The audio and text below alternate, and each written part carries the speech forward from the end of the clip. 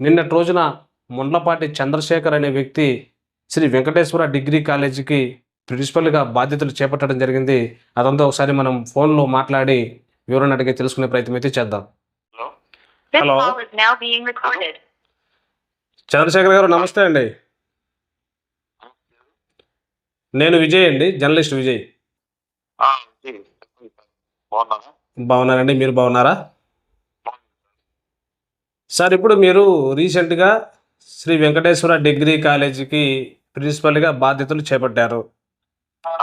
అవును సార్. అయితే గతంలో ఆ కాలేజీ పైన ఆ కాలేజీలో గతంలో ఉన్నటువంటి ప్రిన్సిపల్ పైన కూడా అనేక ఆరోపణలొచ్చాయి. అవినీతి ఆరోపణలు. ఆ కాలేజీ పైన చాలా అవినీతి ఆరోపణలొచ్చాయి. హలో! హలో! సార్ మీ వాయిస్ బ్రేక్ అవుతుంది. గతంలో వెంకటేశ్వర డిగ్రీ కాలేజీ పైన సార్ చాలా చెప్పండి. చెప్పండి. సార్ వినిపిస్తుందా? హలో! హలో! హలో! వినిపిస్తుందా? హలో! హలో! హలో! సార్ చెప్పండి. సార్ వినిపిస్తుందా? ఇప్పుడు వినిపిస్తుంది. గతంలో శ్రీ వెంకటేశ్వర డిగ్రీ కాలేజీ పైన చాలా అవినీతి ఆరోపణలొచ్చాయి. గతం అనేది వర్క్ సార్ వాయిస్ బ్రేక్ అవుతుంది మీది. సార్ గతంలో ఇప్పుడు మీరు బాధ్యతలు తీసుకున్న డిగ్రీ కాలేజీ పైన చాలా అవినీతి ఆరోపణలొచ్చాయి. డిగ్రీ కాలేజ్ పైన చాలా అవినీతి ఆరోపణలొచ్చాయి. హలో! హలో! సార్ ఇంకో నెంబర్ నుంచి ఏమైనా చేస్తారా? సార్ నాకు నెట్వర్క్ ఫుల్‌గా ఉంది. నాకైతే ఇక్కడ ఎటువంటి ప్రాబ్లం లేదు. హలో! నేను చెప్పండి. నేను ఇప్పుడే వేరే మిత్రుడితో కూడా మాట్లాడా. నాకు చాలా క్లారిటీగా వచ్చింది వాయిసు. మీది మాత్రమే ఎందుకు రావట్లేదో నాకు అర్థం కావట్లేదు మరి. చెప్పండి. బయటకు వచ్చాను. గతంలో డిగ్రీ కాలేజీ పైన చాలా అవినీతి ఆరోపణలొచ్చాయి. ఓకే. ఈ విషయం మీకు కూడా నాకు తెలిసే ఉంటది. ఓకే. అయితే ఇప్పుడు మీరు ఆ కాలేజీకి ప్రిన్సిపల్‌గా బాధ్యతలు చేపట్టడం జరిగింది నిన్నటి రోజున. అక్కడ విద్యార్థులు లేరని కావచ్చు, లేకపోతే ప్రభుత్వ సంస్థల్లో కాంట్రాక్ట్ ఉద్యోగాలు చేసుకుంటూ రెగ్యులర్ డిగ్రీ కూడా చేస్తా ఉన్నారు. చాలామంది కాలేజీకి రాకుండానే సర్టిఫికెట్లు పొందుతా ఉన్నారు. డిగ్రీ పట్టాలు పొందుతున్నారు. కేవలం డబ్బులు మాత్రమే దండుకుంటా ఉన్నారు తప్పితే విద్యార్థులను ఏమాత్రం పట్టించుకోవట్లేదు. అసలు విద్యార్థులు లేరు అని ఇలాంటి ఆరోపణలు చాలానే వచ్చాయి. మరి నిన్నటి రోజున మీరు అదే కాలేజీకి ప్రిన్సిపల్‌గా కూడా బాధ్యతలు చేపట్టారు. నెక్స్ట్ మీరు ఏం చేయబోతున్నారు? ఇప్పుడు ఇలాంటి ఆరోపణలు వచ్చిన నేపథ్యంలో విద్యార్థులు లేరనేటువంటి ఒక ఆరోపణ, ప్రభుత్వ సంస్థల్లో కాంట్రాక్ట్ ఉద్యోగాలు చేసుకుంటూ రెగ్యులర్ డిగ్రీలు చేస్తా ఉన్నారనేది ఆరోపణ. ఓకే. అన్నదాన సత్రంలో కాలేజీ అనేటువంటిది ఎలా నడుపుతారు అనేటువంటి మరొక ఆరోపణ. ఓకే. వీటన్నిటి మధ్య మీరు నిన్నటి రోజున బాధ్యతలు స్వీకరించారు ప్రిన్సిపల్‌గా. అవును. మరి మీరు నెక్స్ట్ ఏం చేయబోతున్నారు కాలేజీ విషయంలో? వీటన్నిటి పైన నేను నిన్ననే సమగ్రంగా మీరు నా ప్రెస్ మీట్ గమనిస్తే సార్ నిన్నే చెప్పాను నేను. గత వారం రోజుల నుంచి శ్రీ వెంకటేశ్వర డిగ్రీ కళాశాల పైన వస్తున్న ఆరోపణలన్నిటికీ కూడా స్వస్తి పలుకుతూ ఒక్క విషయం సార్, స్వస్తి పలుకుతూ అంటే ఎట్లా? ఇప్పుడు మీ వ్యక్తిగత ఆరోపణలు సార్ ఒక్క నిమిషం నేను చెప్పేది వినండి.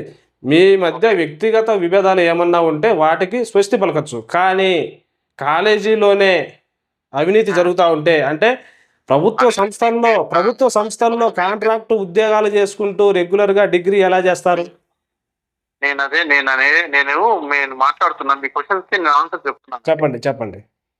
నేనేమంటున్నానంటే వ్యక్తిగత మనస్పర్ధలు కాదు, మీడియా పరంగా కానీ వచ్చినటువంటి ఆరోపణలన్నిటికీ కూడా స్పష్టి పలుకుతూ అంటే ఇప్పుడు ఏదైతే జరిగిందో మీరు చెప్పినటువంటి పాయింట్స్ అన్ని కూడా మేము నోట్ డౌన్ చేసుకున్నాము. ఈ పాయింట్స్ అన్ని కూడా మళ్ళీ పునరావృతం కాకుండానే మేనేజ్మెంట్ అంటే ఇక్కడ ఏంటంటే అండి కరస్పాండెంట్ ఒకరు దీంట్లో కొందరు పార్ట్నర్స్ ఉన్నారు. కాలేజీ పార్ట్నర్స్ అంటే ఇక్కడ ఏమవుతుందంటే కాలేజీ పార్ట్నర్స్ ఉన్నటువంటి వారికి ఈ కాలేజీ బాధ్యతలు గత 10 సంవత్సరాలు వారు దీన్ని నిర్వహిస్తున్నారు. కరస్పాండెంట్ గారికి వేరే కొన్ని కాలేజీలు ఉండగా ఆయన రాదు. దాంట్లో ఉన్నటువంటి పార్ట్నర్ గారు దీన్ని చూసుకుంటారు. ఓకే. సో చెప్పినటువంటి కూడా యాజమాన్యం అయినటువంటి కరస్పాండెంట్ గారి ఎస్కే వల్లి గారి దృష్టికి వెళ్ళగానే ఇవన్నీ స్వస్తి పలుకుతూ, అందుకని నేను నిన్న నా ప్రెస్ మీట్ లో క్లియర్ గా చెప్పాను, యాజమాన్యం వారు స్వస్తి పలుకుతూ వీటన్నిటికీ కూడా మళ్ళీ పునరావృతం కాకుండా, ఇలాంటివన్నీ కూడా జరగకుండా నూతన ప్రిన్సిపాల్ గా నన్ను నియమించారు. ఇకపై నుంచి ఇలాంటి ఆరోపణలన్నీ కూడా జరగకుండా ఖండిస్తూ బాధ్యత తీసుకుంటూ మండల వ్యాప్తంగా ఉన్నటువంటి విద్యార్థులకు నాణ్యమైన విద్యను అంటే సార్ నాకు ఒక డౌట్, ఇప్పుడు అనుగుణంగా నిర్వహిస్తూ విద్యార్థులకు నాణ్యమైన విద్యను వారికి డిగ్రీ అయిపోగానే ప్లేస్మెంట్ ఇచ్చి మా ప్రణాళికను రూపొందిస్తామనేసి నేను క్లియర్ గా చెప్పాను నిన్న ప్రెస్ మీట్ లో. మీరు ఒకసారి దాన్ని గమనిస్తే కదా చూడండి దాంట్లో. ఓకే సార్, అయిపోయిందా? ఇప్పుడు నేను అడిగే క్వశ్చన్ ఏంటంటే, నేను అడిగే క్వశ్చన్కి మాత్రం మీరు సమాధానం చెప్పండి, వేరే చెప్పకూడదు. అక్కడ ప్రభుత్వ సంస్థల్లో ఉద్యోగాలు చేసుకుంటూ రెగ్యులర్ డిగ్రీ ఎలా చేస్తారనే దానికి మీరు సమాధానం ఇవ్వండి. అలాగే ఇప్పుడు ఆ విద్యార్థులు ఏం చేస్తారు, నెక్స్ట్ ఏం చేయబోతున్నారు? వాళ్ళని తీసేస్తారా? వాళ్ళ టీసీలు ఇచ్చి పంపేస్తారా? ఇప్పుడు ఒకటి ఆరోపణ వచ్చింది, మీరు మా దృష్టికి చెప్పారు, తర్వాత యాజమాన్యం దృష్టికి చెప్పారు, ప్రభుత్వ సంస్థల్లో పని చేసుకుంటూ అంటున్నారు కదా, ఎంతవరకు నిజమో తెలుసుకోవాలి కదా. నేను ఈరోజు నిన్ననే కదా ఛార్జ్ తీసుకున్నది. అది నిజమో కాదో తెలియకుండా ఇప్పుడు ఏ విషయాన్నైనా కూడా కూలంకుషంగా పరిశీలించకుండా చర్యలు అనేటువంటి చేపట్టాం కదా. ఇప్పుడు ప్రస్తుతం ఎంతమంది ఉన్నారు సార్ అక్కడ విద్యార్థులు? ఇప్పుడు ఇప్పుడు ఇప్పుడు 3వ సంవత్సరం అయిపోయిన విద్యార్థులు వెళ్ళిపోతారు బయటికి. వాళ్ళు కాకుండా ఇప్పుడు ప్రజెంట్ 3rd ఇయర్లోకి వచ్చే విద్యార్థులతో సహా ఇప్పుడు ఎంతమంది ఉంటారు ఆ కాలేజీలో? అవునవును, అడుగుతున్నారా మీరు? హలో, అదే సార్, ఇప్పుడు 3rd ఇయర్ అయిపోయిన వాళ్ళు వెళ్ళిపోతారు బయటికి. ఓకే, ఎంతమంది స్ట్రెంత్ ఓవరాల్ గా ఉంటారని అడుగుతున్నారు. అవునవును, ఇప్పుడు మళ్ళీ 3rd ఇప్పుడు వచ్చే విద్యా సంవత్సరానికి 3rd ఇయర్తో కలుపుకుంటే ఎంతమంది స్ట్రెంత్ ఉండొచ్చు మీ కాలేజీలో? Actually clerk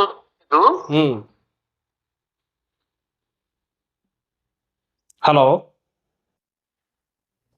hello hello hello నేను క్లర్క్ నిన్న రాలేదండి. యాక్చువల్లీ నేను నిన్న ఛార్జ్ తీసుకునే టయానికి వారు లేరు. నేను వారిని అంటే ఓవరాల్ నేను చోట నేను పనిచేస్తుంటాను. నాకు ఇప్పుడు ఇక్కడ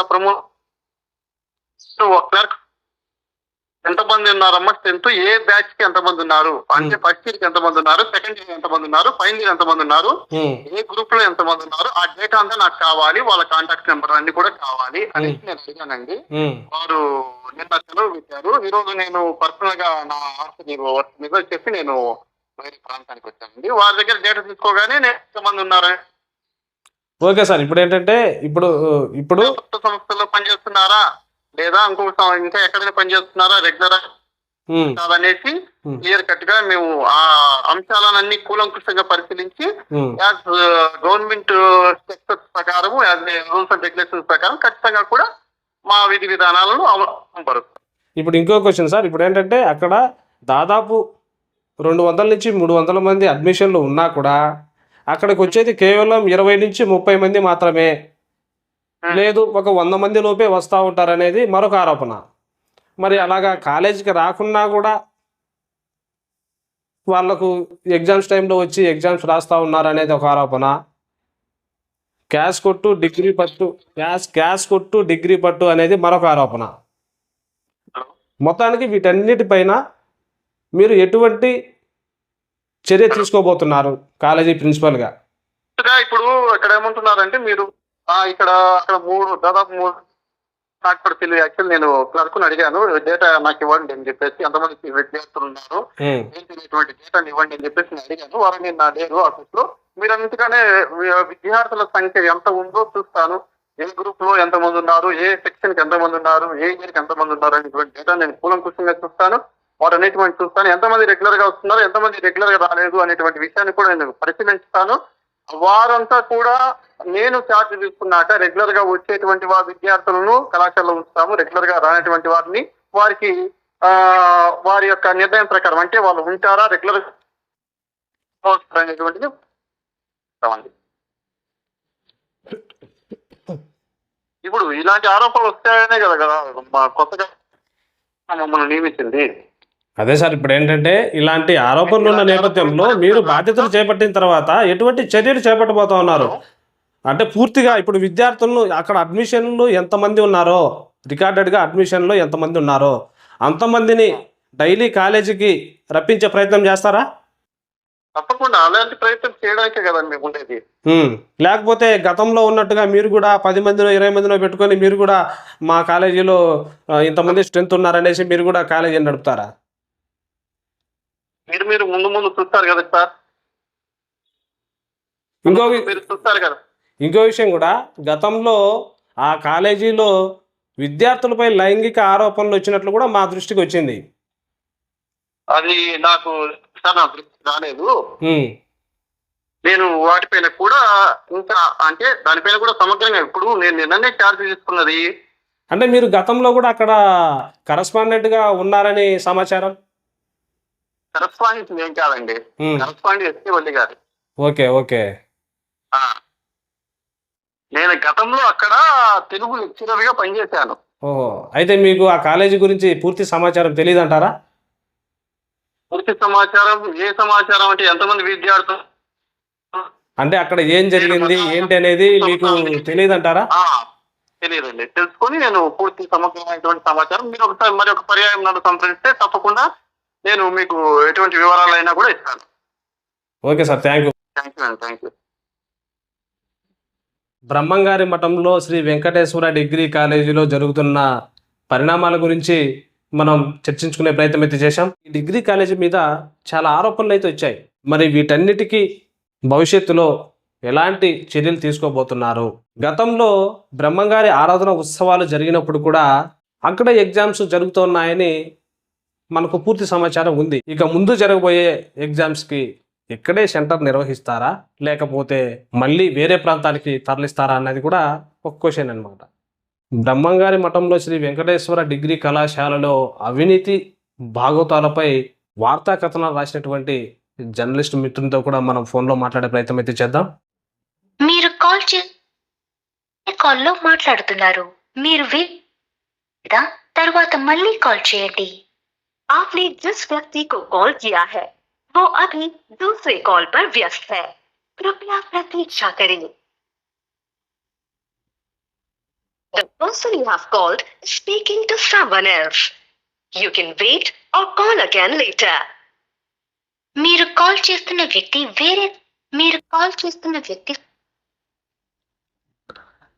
మనం కాల్ చేస్తా ఉన్నా కూడా అతనైతే రెస్పాండ్ అయితే అవ్వట్లేదు, బిజీ అని అయితే వస్తూ ఉంది.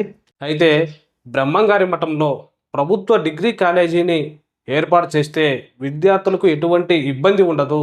ఈ ప్రైవేటు యాజమాన్య సంస్థల వల్ల విద్యార్థులు నష్టపోతూ ఉన్నారు, వాళ్ళ స్వలాభాల కోసం విద్యార్థుల జీవితాలతో ఆడుకుంటున్నారని చాలామంది ప్రజా సంఘాల నాయకులు కూడా వాళ్ళ అభిప్రాయాలు అయితే వ్యక్తం చేస్తూ ఉన్నారు.